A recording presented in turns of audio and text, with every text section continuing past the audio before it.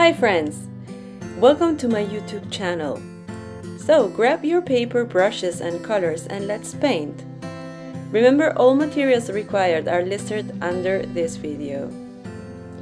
First we will wet the paper with a clean brush and clean water. Make sure water is spread even and that you don't have pools of water that can compromise the painting. The horizontal line is just a bit above the center of the page. We will grab our round brush with a bit of lemon dip and we will trace a circle above the horizontal line and below, which represents the reflection of our sun on the lake. Attention please, take care your brush is not too loaded with water and pigment, otherwise the color will spread fast and you will lose control. Do not paint the inside of the circle. We need a gradual passage from white to yellow to achieve our bright sun. Now we will use quinacridone gold. If you don't have it, you can use orange too. As you can see, I'm placing the color just near my yellow. I will fast forward the video a bit now.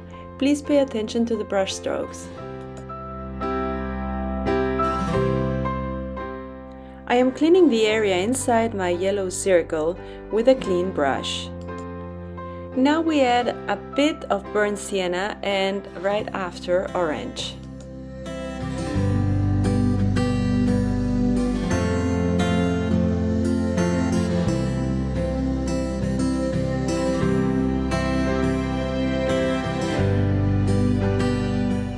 And I'm repeating the same process below the horizon line.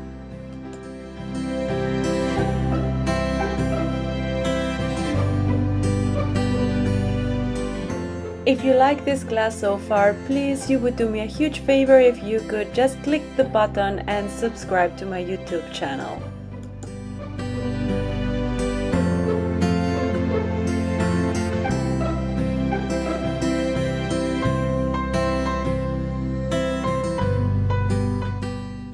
Here I'm adding a touch of rose madder, or you can use also opera pink, just a bit, above and below.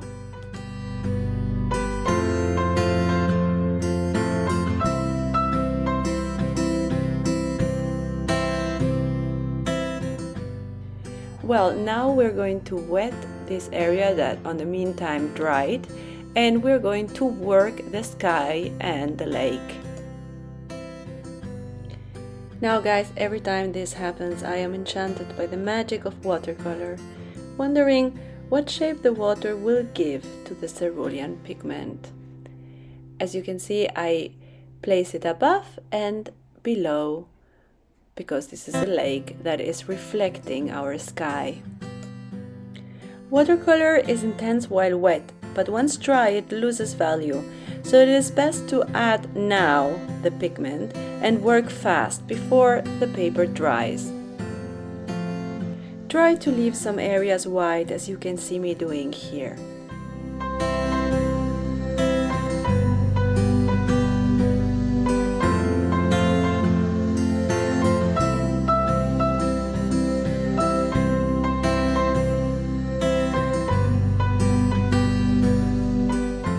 So now we will add blue ultramarine. Do not cover the orange area around our sun.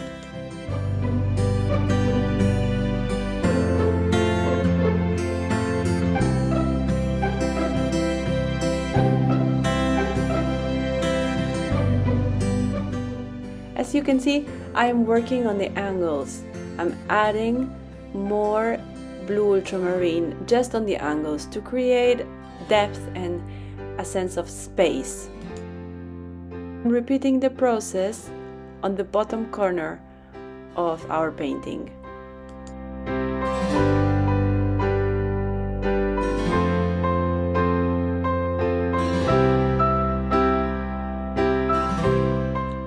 Now we pick indigo and continue giving depth to our painting.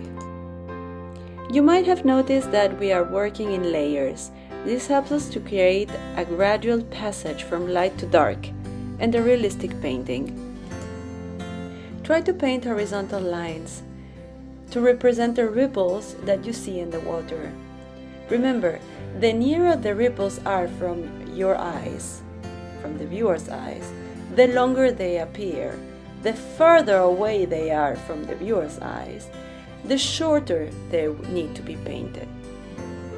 Now with your clean brush, and do not load your brush with water, we're going to remove some color here and there. Just simple horizontal strokes. And this will give an idea of more ripples and reflections.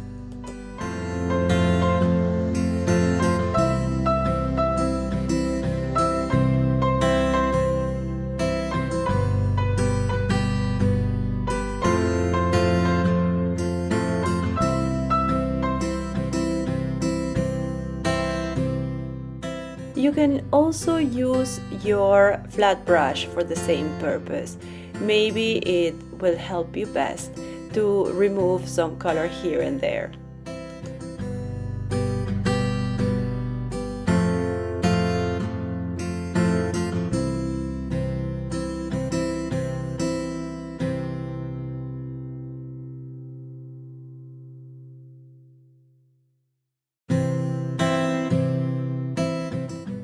Add some orange on the water.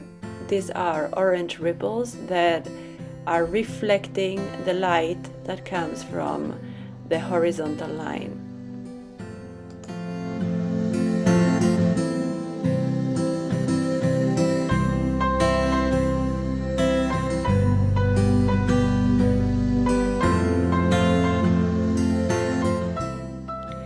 Just a quick tip.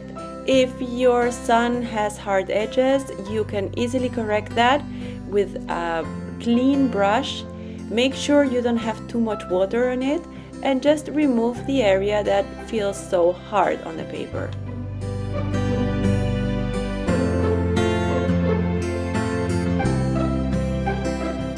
Let's concentrate on our clouds. I am here removing a bit of pigment with a clean brush, making sure that I don't have too much water.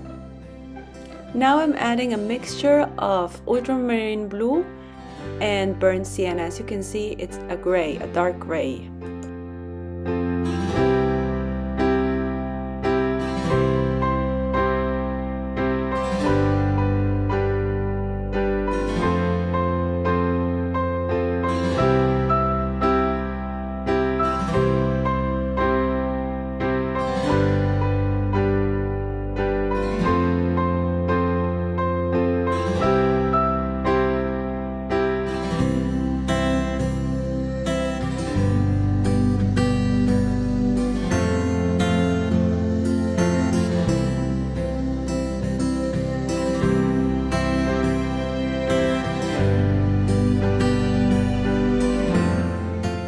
And I'm also adding a mixture of orange with a bit of red.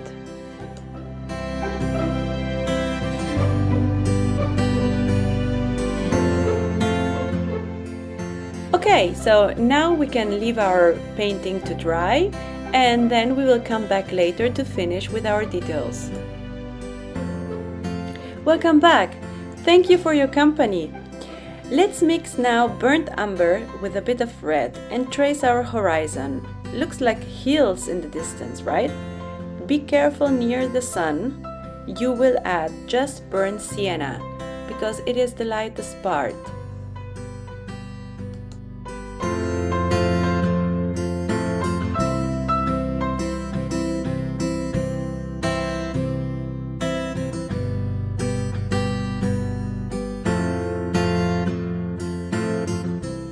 As I mentioned before, we will add burnt sienna in this area.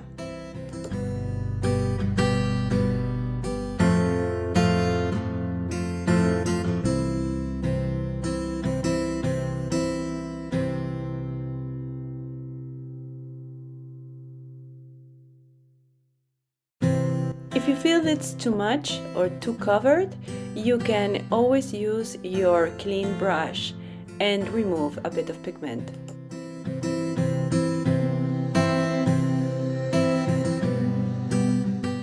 Now with quinacridone gold we will work the ripples and reflections in the distance.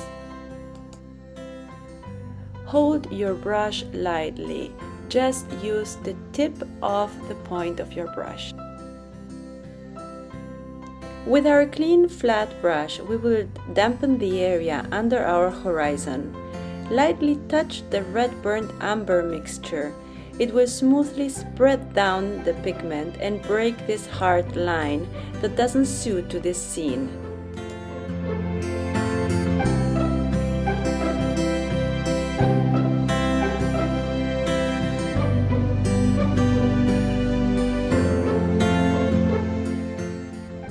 With the same mixture we used for the horizon, we will create ripples just near our heels.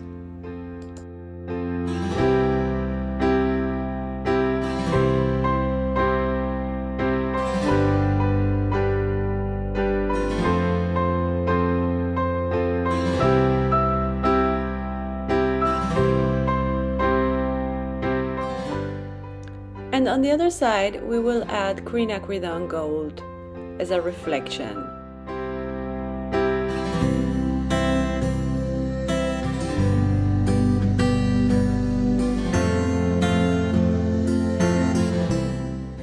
Now we can finally work on the foliage at the first plane of our painting. So I'm using here neutral tint, but you can use paint gray or a mix of indigo with burnt umber. It's just important that the mixture you use, it's dark because all this foliage are in the shadows. Plus, be careful how you do your brush strokes. It is important that you don't press too much. Just use the tip of your brush. Press only when you do the leaves and make them as small as possible. And many lines in different ways and directions.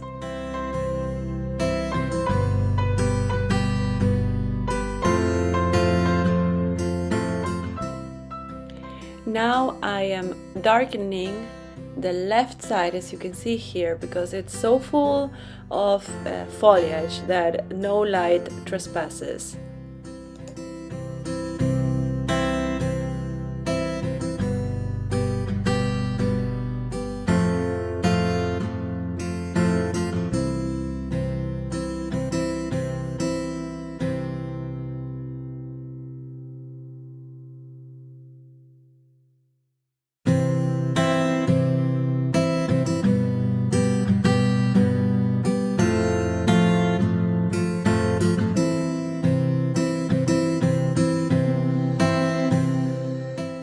This stick here is just in front of the sun, so we will use quinacridone gold or burnt sienna to make it a bit lighter than the rest.